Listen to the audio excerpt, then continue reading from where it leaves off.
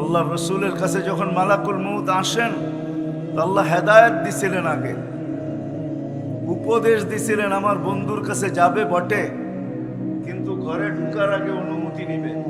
অনুমতি নিলে ঢুকবে, নাইলে ফিরত চলে আসবে। আয়েশা অনুমতি করে আল্লাহ বলছেন, শোনো, হাত রাখার আগে আপনি রাখবে, নাইলে চলে আসবে।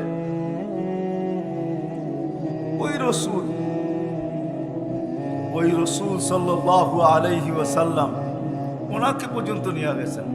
ওনার আজকে মৃত্যুর সময়, যখন আল্লাহ ওনার উপরে মৃত্যুর যাতনা ঢালবেন, তুমি একটা চিৎকার দিবে, চিৎকার। আল্লাহ তোর ইজ্জত আর জালালের কসম, তো উচ্চ সিংহাসনের কসম, লাউ আলিমতু সাকরাতাল মাউত মা কাবাসতু আরওয়াহাল মুমিনিন। মৃত্যু সম্বন্ধে যদি কিঞ্চিত ধারণা আমার থাকতো, কোন মুমিন মুসলমানকে আমি এরকম কষ্ট জানিয়ে আসতাম। সত্য এটাই। আজকে আসি, একদিন ছিলাম না, আবার একটা দিন আসবে, কেউ আমরা থাকবো না। এতটুকু বুঝে আসলো, কেউ আমরা থাকবো না।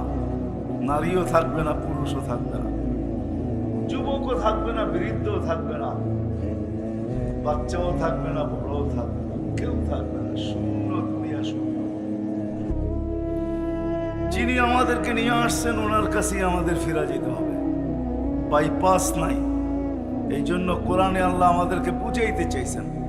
আল্লাহ মানুষকে বুঝান, বাধ্য করেন না। কেননা মানুষের সাথে আল্লাহর বড় ইয়ারি, বড় দুস্তি, বড় ভালোবাসা।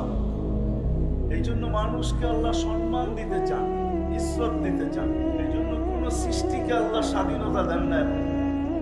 কোন সৃষ্টি, মরনা ভাষা আছে, জিজ্ঞেস করেন, কোন সৃষ্টির স্বাধীনতা নাই। সব সৃষ্টিকে আল্লাহ হুকুম দিয়া চালাইতেছেন, একমাত্র মানুষকে আল্লাহ স্বাধীনতা দিয়েছেন।